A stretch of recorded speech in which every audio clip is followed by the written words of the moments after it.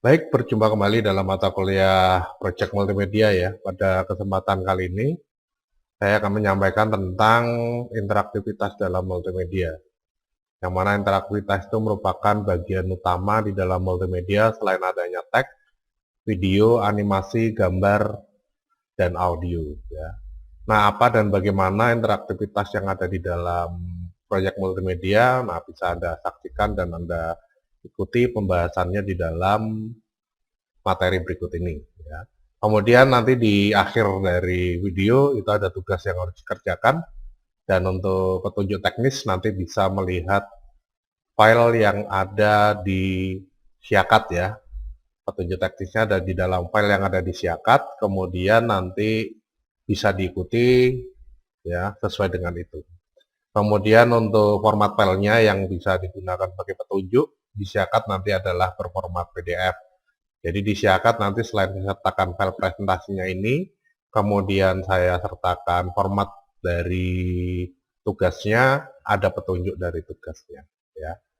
Baik, langsung saja kita lanjutkan pembahasannya. Selamat mengikuti, selamat menyaksikan. Semoga apa yang saya sampaikan mudah dipahami dan mudah untuk dilakukan. Semoga bermanfaat. Interaktivitas atau sesuai dengan namanya itu merupakan aktivitas yang banyak ya, beberapa aktivitas ya. Jadi interaktivitas di sini ini sebenarnya untuk mengakomodir aktivitas-aktivitas yang dilakukan oleh alatnya atau aplikasinya dan oleh penggunanya ya. Itu interaktivitas. Nah, di dalam interaktivitas salah satunya ada yang disebut dengan interaktif ya. Nah, dikutip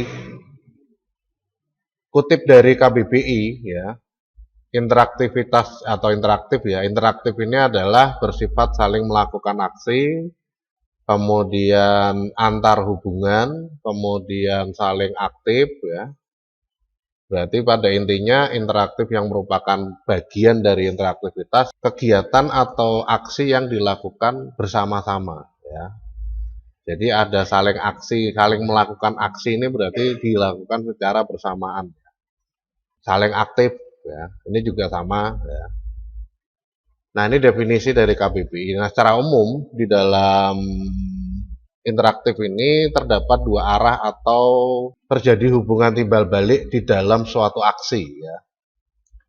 Jadi bagaimana kita melakukan aksi yang memiliki hubungan timbal balik. Saya memberi perintah, komputer melakukan aksinya, kemudian komputer memberikan feedback ya. Misalkan saya menggerakkan mouse ke button ya, saya menggerakkan mouse ke button, kemudian tombolnya itu berubah warna, berubah tampilan, itu merupakan reaksi dari saya menggerakkan mouse ke dalam button ya. Nah, itu disebut interaksi atau interaktif ya, disebut interaktif. Dengan kata lain, merupakan suatu metode yang dapat digunakan untuk melibatkan peran user dalam aplikasi multimedia. Nah, ini secara umum dari definisi interaktif. Jadi interaktif itu intinya saya melakukan aksi, komputer atau aplikasinya juga melakukan aksi, memberikan feedback ke saya memberikan reaksi, dia juga bereaksi kembali. Nah, itu disebut dengan interaktif. Ya. Ada keterlibatan user di dalam suatu aplikasi. Ya, itu interaktif. Nah, berikut ini contohnya. Nah, ini aplikatif ya, contoh aplikasi dari interaktif.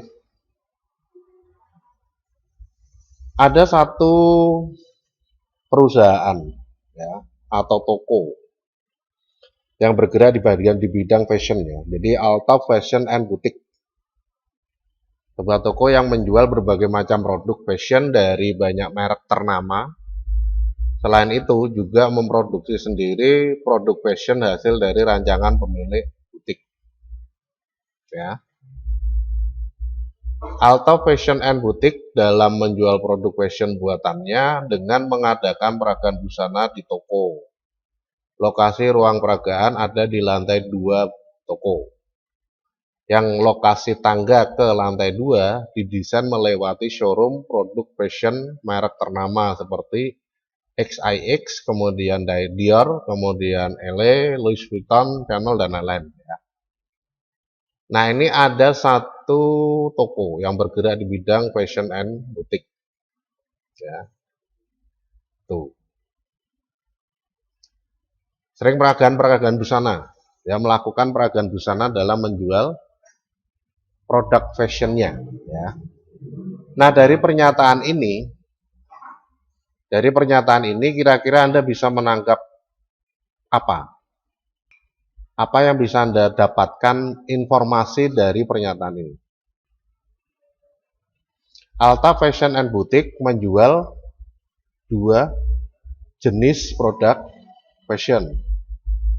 Produk jadi dari merek ternama dan produk yang dirancang sendiri oleh pemiliknya. Ya, berarti memasarkan dua produk fashion. Ya. Nah, di dalam memasarkan dua produk fashion ini dilakukan dengan cara peragaan langsung untuk karyanya dan pajangan di dalam tokonya, ya, itu. Identifikasinya, ya, selama era COVID-19, Alta Fashion and Boutique tidak bisa menyelenggarakan peragaan busana. Karena adanya aturan PPKM dari pemerintah yang menyebabkan produk fashion baru kurang dikenal oleh konsumen. Yang biasanya ada peragaan, di sini tidak ada peragaan selama COVID. Penyebaran informasi produk baru hanya bisa dilakukan dengan menyebarkan foto produk fashion ke konsumen melalui sosial media. Sehingga kurang menarik bagi konsumen, informasi produk fashion juga kurang jelas dan lengkap. Dari dua pernyataan tersebut Anda bisa mendapatkan informasi apa? Yang pertama, tidak bisa mengenalkan barang melalui peragaan busana. Yang kedua, karena nggak bisa peragaan busana, maka penyebaran informasinya melalui sosial media yang tidak bisa memvisualisasikan produknya. Ya. Dan juga kurang informatif. Karena tidak lengkap dan jelas. Ya, itu. Nah, ini di dalam penentuannya berarti ada penyebaran informasi sekarang ini masih kurang informatif, tidak ada visualisasi karena hanya foto, ya, dan tidak bisa mengumpulkan orang untuk peragaan busana.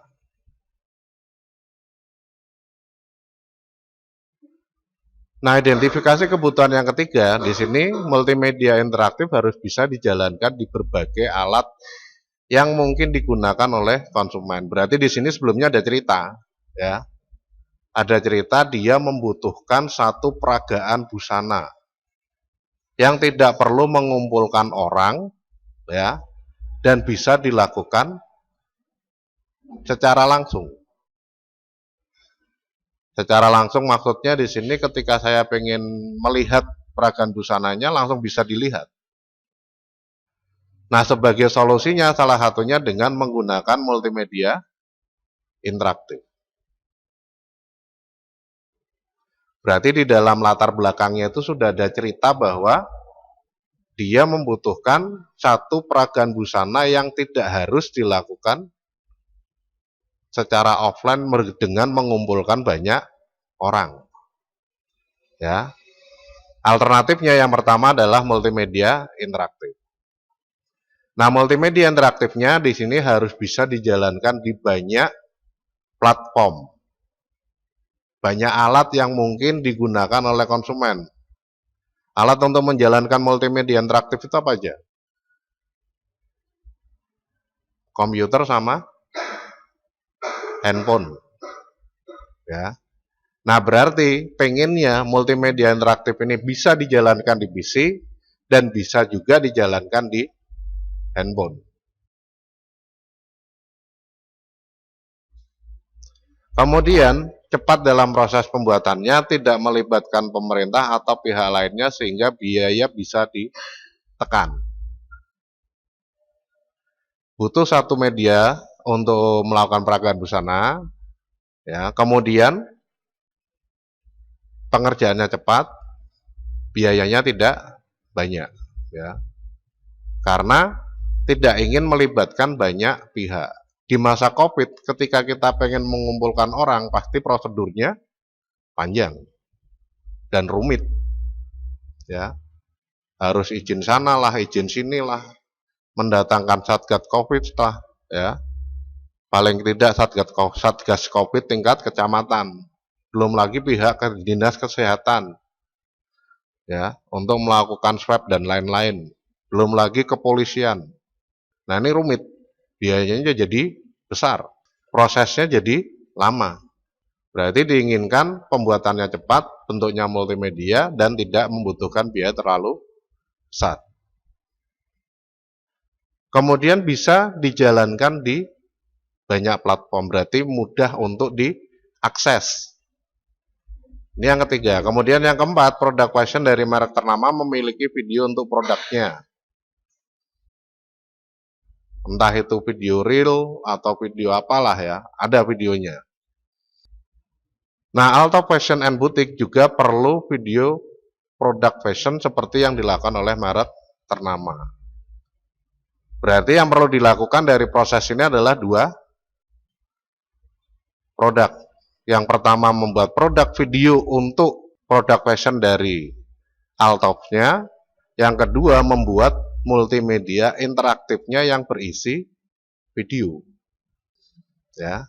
Nah, ini dari identifikasinya. Dari latar belakang yang ada. Dalam menentukan latar belakang di sini, ini biasanya ada cerita-cerita yang bisa diidentifikasi. Jadi di sini tuh sebenarnya lengkap. Cerita ini semua ada di dalam latar belakang.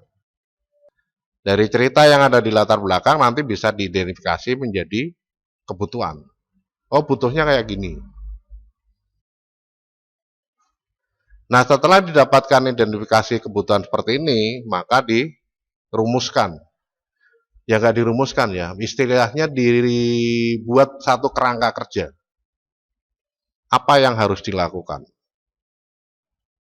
Maka kerangka kerjanya ini dibuat seperti ini. Bisa juga disebut kerangka berpikir. Jadi yang ingin dikembangkan di sini apa? Multimedia interaktif.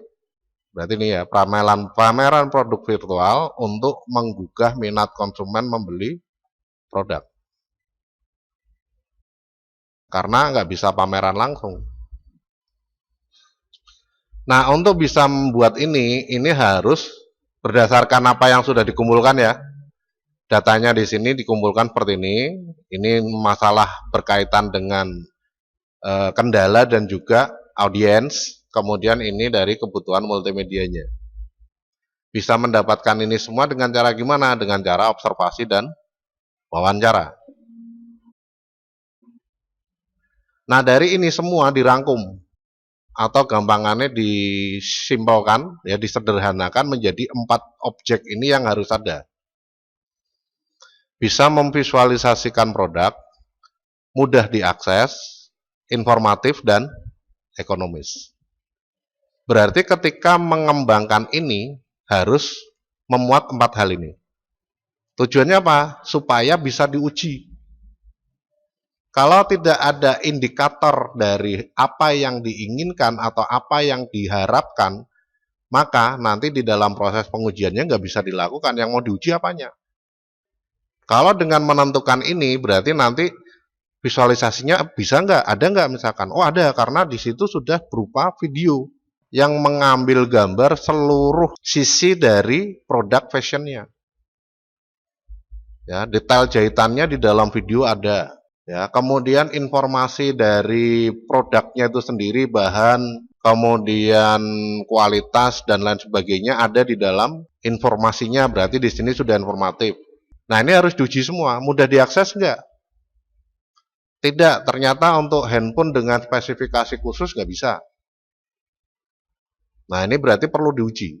Ya, kalau kita tidak menentukan ini, tidak akan bisa menguji satu produknya. Nah, menentukan ini dari mana? Ya dari identifikasi dan juga latar belakang yang ada.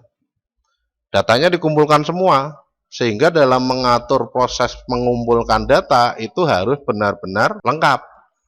Oleh sebab itu di dalam pembahasan sebelumnya ada yang namanya creative brief untuk mengumpulkan data.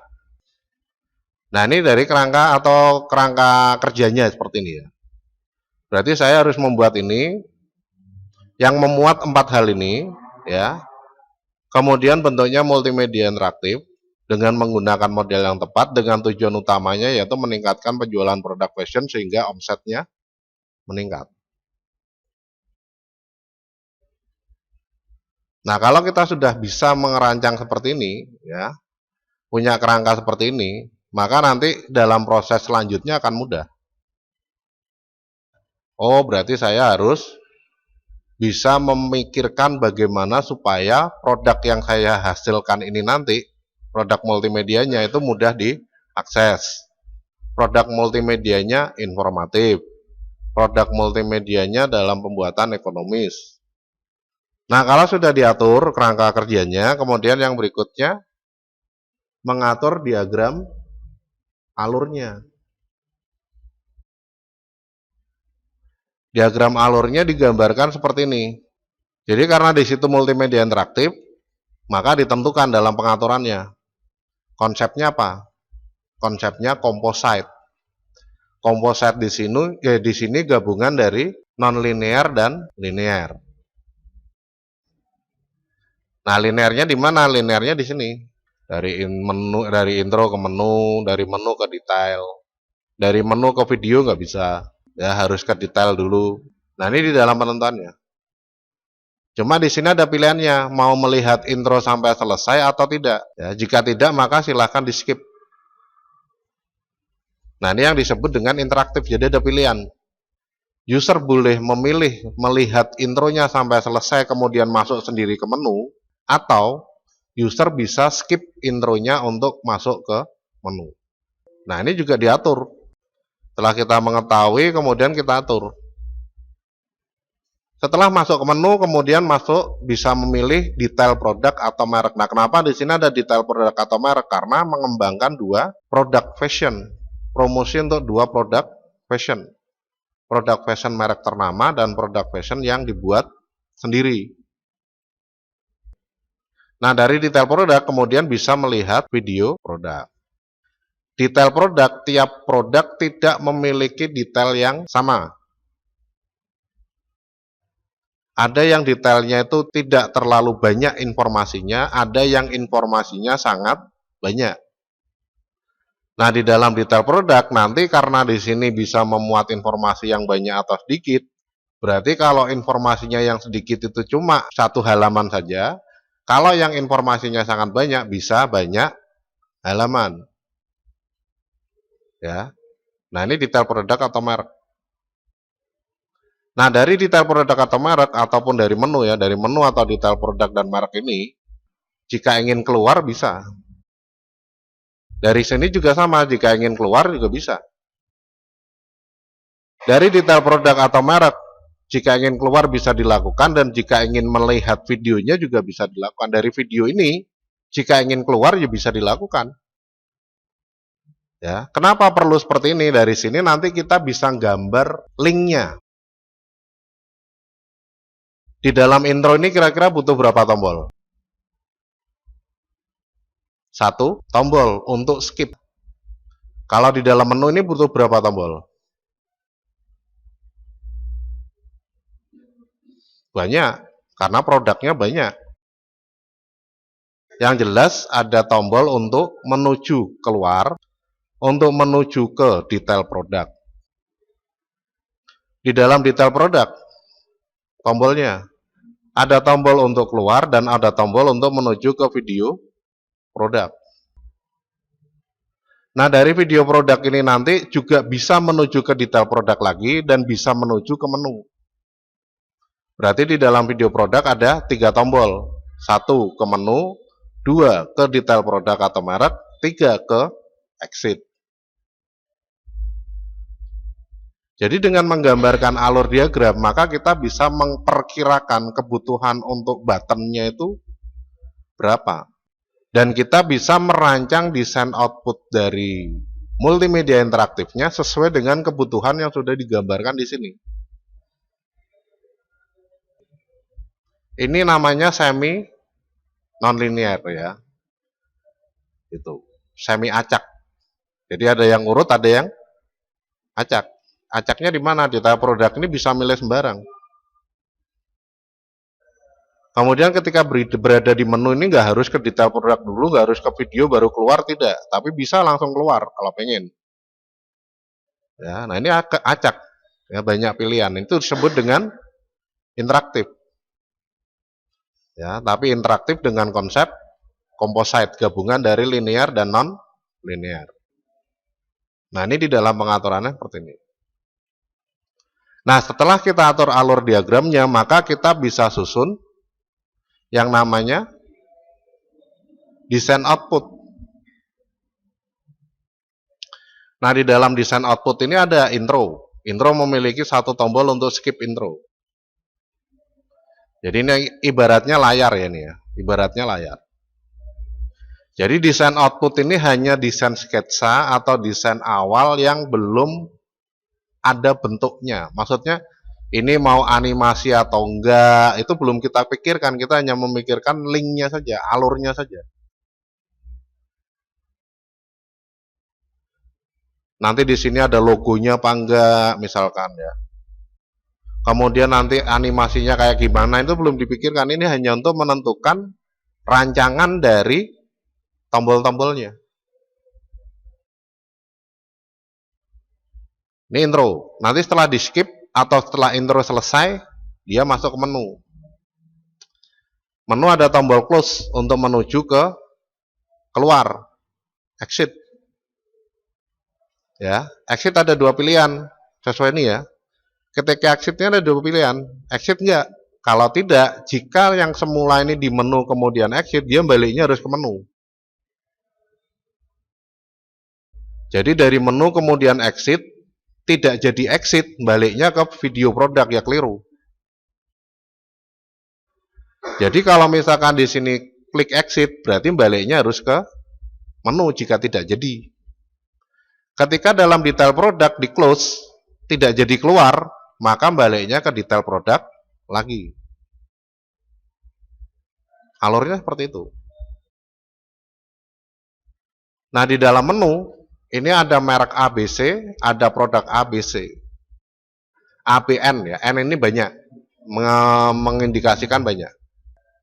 Jadi merek A, merek B, merek C itu produknya apa saja.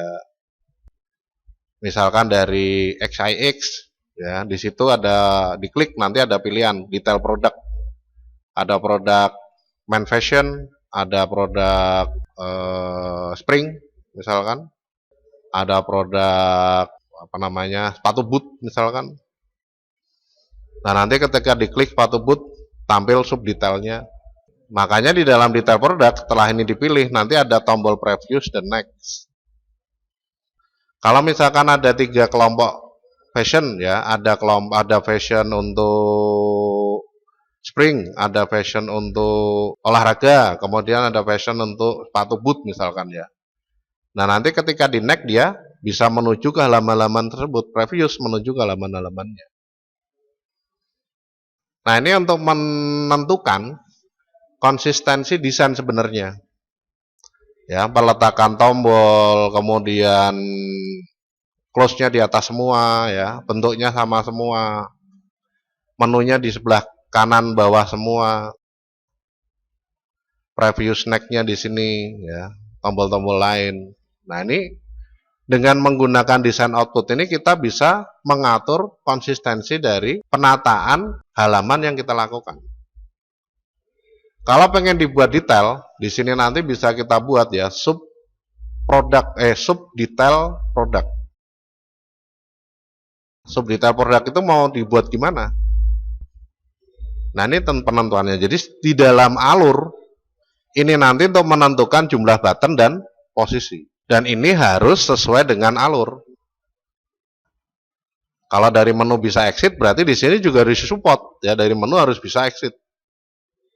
Nah, ketika exit menuju ke sini, halaman ini, nanti ketika ya berarti outro. Jika tidak, dia balik ke menu.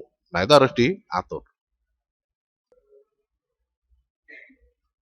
Kalau pengen lebih detail di dalam ini sebenarnya bisa dibuat garis dengan warna-warna yang beda atau lebih dari satu garis. Ya, jadi yang dari menu ini ke exit warnanya merah. Yang dari detail produk ke exit ini warnanya kuning misalkan. Yang dari video produk ini ke exit warnanya hijau misalkan. Nah, itu bisa juga dibuat seperti itu. Ya, dengan banyak garis. Sehingga pada pengaturan bagian-bagiannya ini nanti bisa sesuai dengan yang kita gambar. Kalau sudah ada seperti ini, kemudian sudah ada ini juga detail produk alur diagram, kemudian sudah ada desain output, kira-kira merancangnya cepat nggak? Cepat. Kalau kita tidak punya gambaran seperti itu, kita langsung merancang, bisa jadi close-nya nanti nggak sama bentuknya. Posisinya pun bisa jadi nggak sama. Ketika membuat ini, close-nya saya letakkan di atas. Ketika membuat dalaman ini, close-nya saya letakkan di sebelah kiri. Loh, kok apik neng kiri ya? Maka yang ini saya ganti lagi pindah ke kiri. Nah, itu pengerjaan yang berulang-ulang dan sama.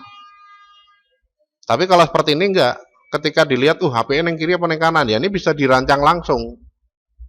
Dari desain output ini bisa dirancang langsung.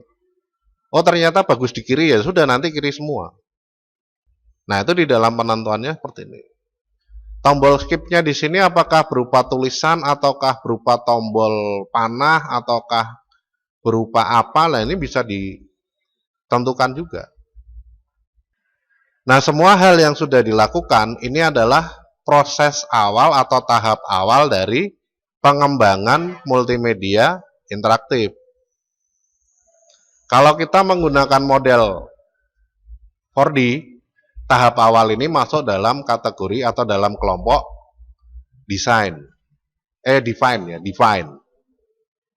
Kalau kita menggunakan model pengembangan Azure, langkah awal ini masuk dalam kelompok atau kategori analisis. Kalau kita menggunakan model pengembangan ADDIE, langkah awal tersebut merupakan analisa juga. Kalau kita menggunakan model MDLC, Multimedia Development Life Cycle, langkah awal ini termasuk dalam konsep. Jadi di dalam menentukan langkah awal itu sebenarnya banyak. Oleh sebab itu di dalam materi sebelumnya saya sampaikan, untuk mengembangkan satu produk multimedia yang terlama itu adalah proses awal. Karena kalau proses awalnya ini sudah jelas, dokumentasinya sudah bagus, ini kan perlu didokumentasi dalam artian dalam intro, nanti ada animasi dengan durasi sekian. Kemudian setelah diklik tombol skip, maka akan menuju ke menu. Itu ada dokumentasinya sebenarnya, ada tulisannya. Nah, di dalam tombol menu, tombol skip, itu nanti berupa gambar dengan menggunakan gambar ini yang tampil setelah intro berjalan 3 detik. Jadi ini nggak langsung tampil, skip. Intro jalan dulu 3 detik, baru tombolnya muncul. Nah, itu ada dokumentasinya. Ketika dokumentasi itu lengkap dan gambarnya ada, rancangnya gampang. Ya, membuatnya itu gampang. Tapi kalau Anda tidak membuat, misalkan ya, kalau pengen lengkap lagi ya, Anda buat storyboard, kemudian Anda buat dokumentasi dalam perancangannya, kemudian Anda buat desain outputnya seperti ini, Anda buat alur diagramnya. Kira-kira susah nggak buatnya? Tidak. Penak banget, cepet. Jadi kenapa di Stekom ini skripsi hanya diberikan waktu 4 bulan? Karena angan-angannya 2 bulan itu mengumpulkan data, 1 bulan itu merancang, 1 bulan persiapan ujian. Jadi menyusun tulisannya itu sebenarnya nggak lama. Jadi hal awal atau model pengembangan itu sangat perlu dan penting. Nah, di dalam model pengembangan nanti ini sudah termasuk memikirkan ini bagaimana ya, memikirkan desain output seperti apa.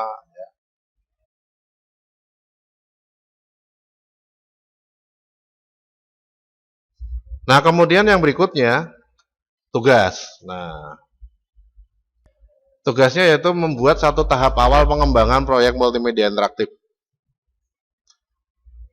Proyeknya Damis. Damis itu contoh. Jadi perusahaannya fiktif boleh.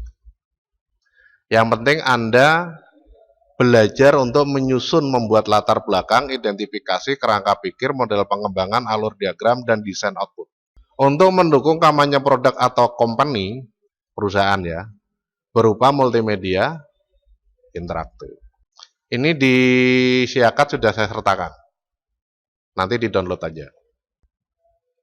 Multimedia interaktifnya mau linear, non-linear, composite, hierarkikal, silahkan. Ya, kalau contoh saya tadi adalah yang composite. Kalau mungkin dari kasus Anda itu, oh nggak cocok composite, ini harusnya linear, ya buat linear. Yang penting identifikasinya di situ ada, latar belakangnya ada, kerangka berpikirnya ada, model pengembangannya ada, alur diagram, dan desain outputnya ada.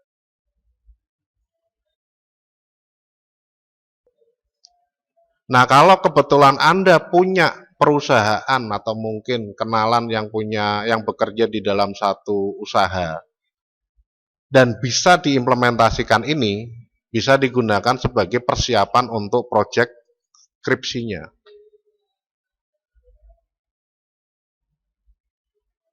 Apakah boleh proyeknya sudah jadi nanti digunakan di skripsi? Boleh.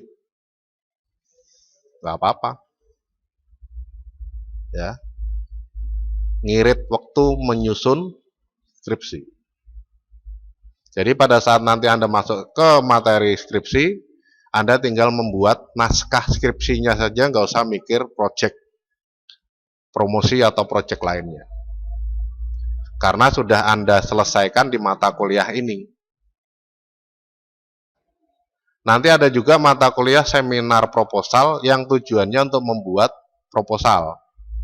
Ketika ini sudah ada, berarti Anda sudah punya gambaran proyeknya, Anda tinggal menyusun proposal. Ya, proposal jadi di mata kuliah seminar proposal, proyek jadi di mata kuliah ini, skripsi tinggal membuat naskahnya saja. 2 bulan selesai paling. Ini kalau mau niat. Nah, kalau perusahaannya nggak punya gambaran perusahaan, Pak, ya buat.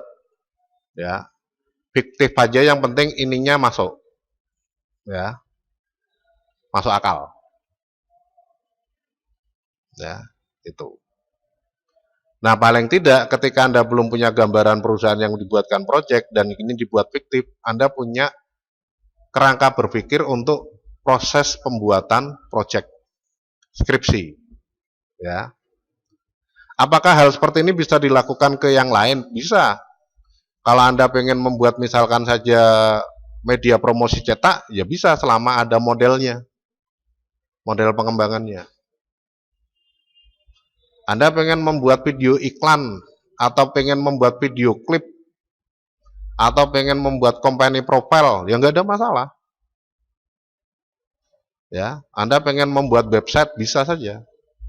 Nanti prosesnya ya sama, menentukan latar belakang, mengidentifikasi, kerangka berpikirnya seperti apa, model pengembangannya menggunakan apa, alur diagramnya seperti apa, ya.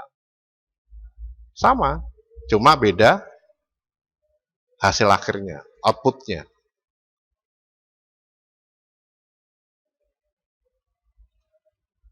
Sebenarnya cepat ya, kalau misalkan Anda mau membaca-baca dari fenomena yang terjadi ya, tren multimedia interaktif 2023, nanti lah muncul banyak.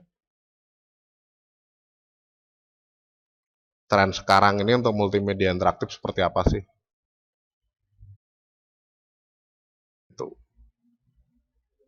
Nah, kemudian penyusunannya nanti dibuat seperti yang sudah saya share juga di dalam Siakat ya. Ini ya format tugas. Covernya harus ada.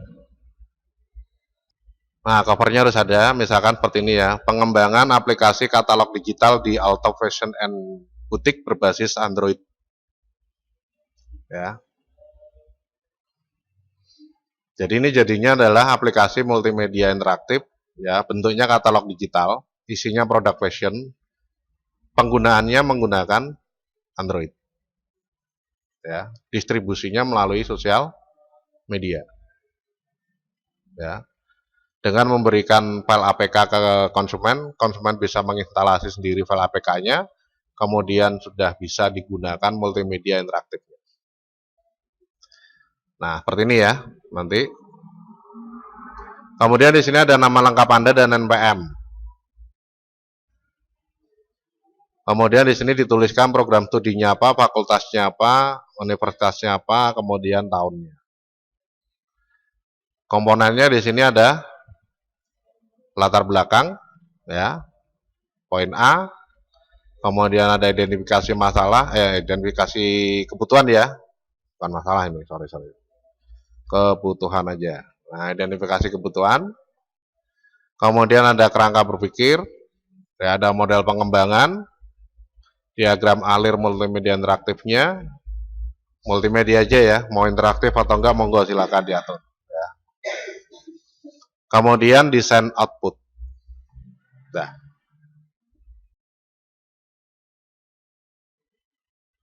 Nggak usah ada daftar isi, nggak usah ada daftar pustaka, pokoknya ini dulu. Ya, gitu. Nanti dari ini akan kita evaluasi. Ya.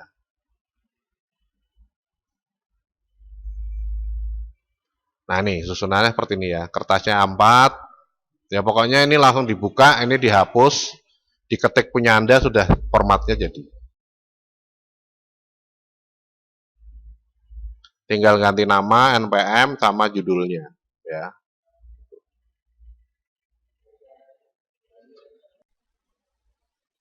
Demikian yang bisa saya sampaikan untuk interaktivitas ya di dalam materi proyek, di dalam mata kuliah proyek multimedia dengan segala hal yang ada ya. Pada intinya interaktivitas di sini menjadi bagian utama dari multimedianya.